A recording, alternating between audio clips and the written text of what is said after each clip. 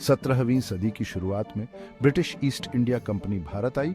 उनका असली मकसद व्यापार था। वो पूरब के मसाले, कपड़े और दूसरी कीमती चीजें चाहते थे। कंपनी ने सूरत, मद्रास और कलकत्ता जैसे खास जगहों पर व्यापारिक चौकियां बनाई। शुरुआत में ये बस्तियां छोटी थीं। विशाल और जटिल भारत में ये बस एक छोटी सी जगह थी, लेकिन जल्द ही कंपनी की महत्वाकांक्षाएं बढ़ने लगीं। उन्होंने अपना प्रभाव बढ़ाने का मौका देखा। उस समय भारत कई शासकों और राज्यों की भूमि था। मुगल साम्राज्य, जो कभी बहुत शक्तिशाली था, अब कमजोर हो रहा था। इसने कंपनी को बिखरे हुए राजनीतिक परिदृश्य का फायदा उठाने का मौका दिया। धीरे धीरे कंपनी ने अपनी सैन्य शक्ति दिखानी शुरू कर दी। उन्होंने स्थानीय विवादों में हस्तक्षेप करना शुरू कर दिया। उन्होंने कुछ शासकों से गठबंधन किया और दूसरों को अपने अधीन कर लिया। यह रणनीति बहुत कारगर साबित हुई। कंपनी की सेना हालांकि आकार में छोटी थी, लेकिन अच्छी तरह से प्रशिक्षित और अनुशासित थी। उनके पास भारतीय सेनाओं की तुलना में बेहतर हथियार और रणनीतियां थीं। 18वीं शताब्दी के मध्य तक ब्रिटिश ईस्ट इंडिया कंपनी एक व्यापारिक कंपनी से एक प्रमुख सैन्य और राजनीतिक शक्ति बन गई थी।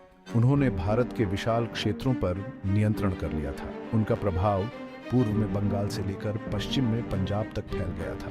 व्यापारियों से शासकों में कंपनी का यह परिवर्तन भारतीय इतिहास में एक महत्वपूर्ण मोड़ था, जिसने सदियों तक ब्रिटिश प्रभुत्व के लिए मंच तैयार किया।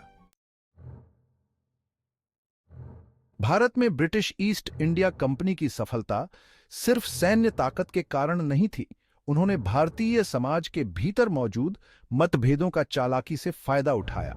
यह फूट डालो और राज करो की नीति उनकी रणनीति का एक महत्वपूर्ण हिस्सा बन गई। भारत विभिन्न धर्मों, भाषाओं और संस्कृतियों का देश था। अंग्रेजों ने इस विविधता को पहचाना और इसका इस्तेमाल अपने फायदे के लिए किया। वे अक्सर एक शासक को दूसरे शासक के खिलाफ भड़काते थे। उन्होंने हिंदुओं और मुसलमानों के बीच धार्मिक मतभेदों का फायदा उठाया। कंपनी ने जातिगत तनाव को बढ़ाने में भी भूमिका निभाई। विभाजन की इस रणनीति ने उनके खिलाफ किसी भी एकजुट विपक्ष को बनने से रोक दिया।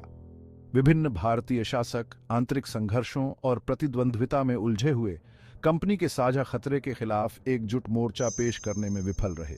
इस नीति का एक प्रमुख उदाहरण बंगाल क्षेत्र था। 1757 में प्लासी के युद्ध में अपनी जीत के बाद अंग्रेजों ने कुशलता से विभिन्न गुटों को एक दूसरे के खिलाफ खड़ा कर दिया। इसने बंगाल पर उनके नियंत्रण को सुनिश्चित किया, जो एक समृद्ध और संसाधन संपन्न क्षेत्र था। फूट डालो और राज करो नीति की सफलता का भारतीय समाज पर गहरा प्रभाव पड़ा। इसने मौजूदा सामाजिक और धार्मिक विभाजनों को और गहरा कर दिया, जिससे अविश्वास और आक्रोश की विरासत पैदा हुई जो पीढ़ियों तक चलेगी।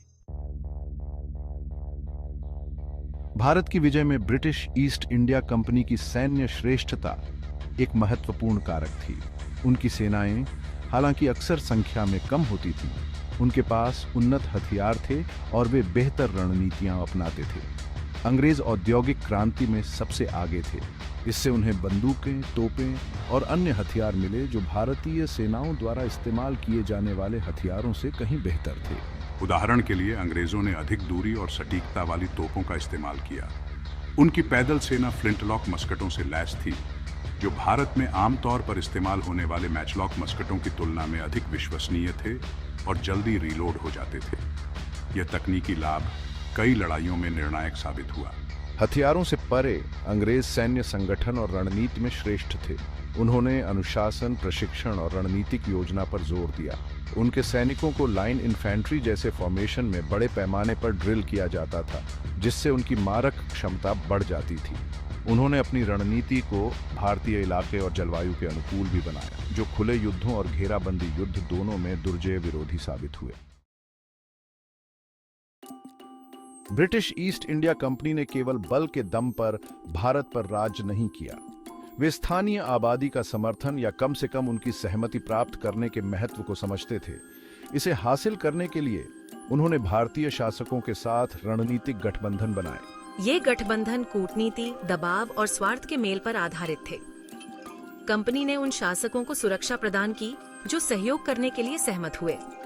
बदले में इन शासकों को कंपनी के अधिकार को स्वीकार करना पड़ा, उन्हें कर देना पड़ा और अक्सर अपने विदेशी मामलों पर नियंत्रण छोड़ना पड़ा। इस प्रणाली, जिसे सहायक गठबंधन के रूप में जाना जाता है, ने अंग्रेजों को अप्रत्यक्ष रूप से नियंत्रण करने की अनुमति दी। वे पूरे क्षेत्र का सीधे प्रशासन किए बिना प्रभावी रूप से भारत में सर्वोच्च शक्ति बन गए। यह दृष्टिकोण विशेष रूप से प्रभावी था क्योंकि इसने मौजूदा शक्ति संरचनाओं का उपयोग किया। कई भारतीय शासकों ने आंतरिक खतरों या प्रतिद्वंद्विता का सामना करते हुए अंग्रेजों के साथ गठबंधन को अपनी स्थिति को सुरक्षित करने के तरीके के रूप में देखा। हालांकि इस रणनीति ने भारतीय राज्यों की स्वायत्तता को भी कम कर दिया और अधिक से अधिक ब्रिटिश नियंत्रण का मार्ग प्रशस्त किया।